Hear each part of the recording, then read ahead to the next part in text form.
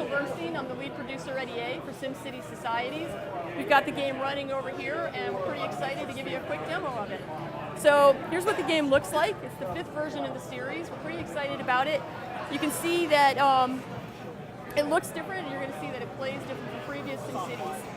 We've tried to really innovate with this game and give you guys a lot of new gameplay to get sink your teeth into.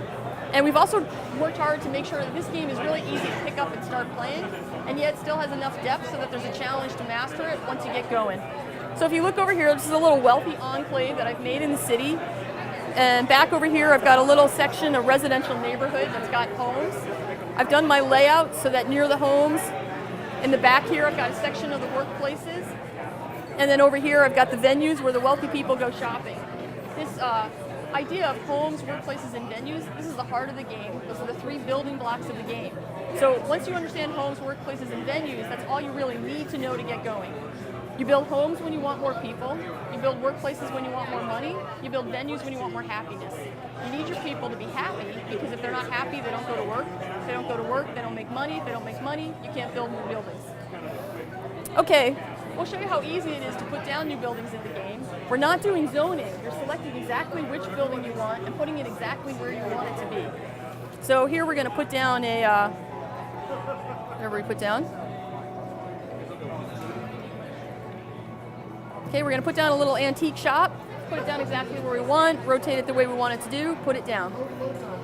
Homes, workplaces, and venues, you put them all down the same way, set it up exactly the way you want, but you want to lay them out in a sensible manner, because your Sims wake up in the morning in their homes, then they go to work, and then they leave work and they go to their venues. And if they can't get there efficiently because you've made a good layout, everything's going to get slowed down and the city won't work very well. Now I'm going to talk about the right-hand side of the interface over here. What we have over there are the resources that every building in the game either produces or consumes. They're called societal energies.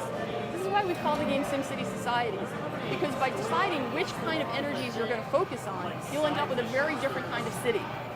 I'm going to walk through what each one of those societal energies are, starting over on the right.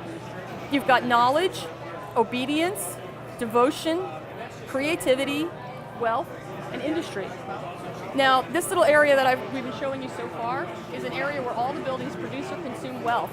If I drive over across the river, you'll see that we've made an area where all the buildings use knowledge. Now, this is a kind of strange city that I've made just to show you guys the game.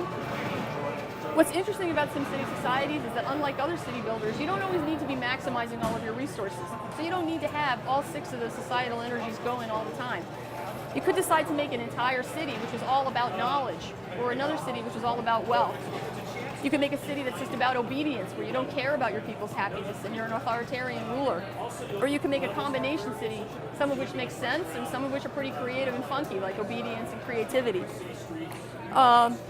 Let's look down and dive a little bit deeper and look at some of the more strategic elements of the gameplay.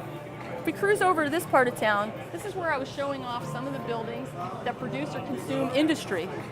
Now, if you don't want to really think that hard, all you really need to know to play the game is that there's homes, workplaces, and venues, and that there's the 6 societal energies that you're producing or consuming.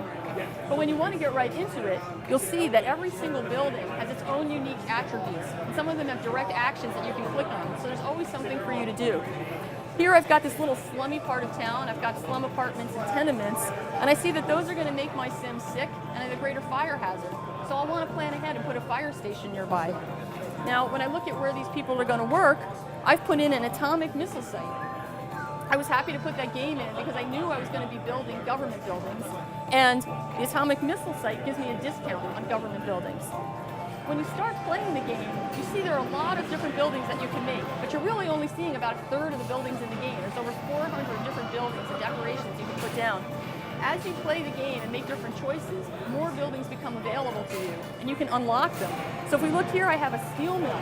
Once my city is industrial enough, I have the unionized steel factory becomes available to me. That becomes a goal for me to reach for, and then I can upgrade my existing steel mills to become these bigger, more productive factories. If I look over here, this is the venue section of my industry neighborhood. I see that I have a dive bar. The dive bar gives people a big happiness boost, but it also makes them sick and injured, and especially it makes them drunk. And when they're drunk, they're not going to work. When they're not going to work, they're not making money for me.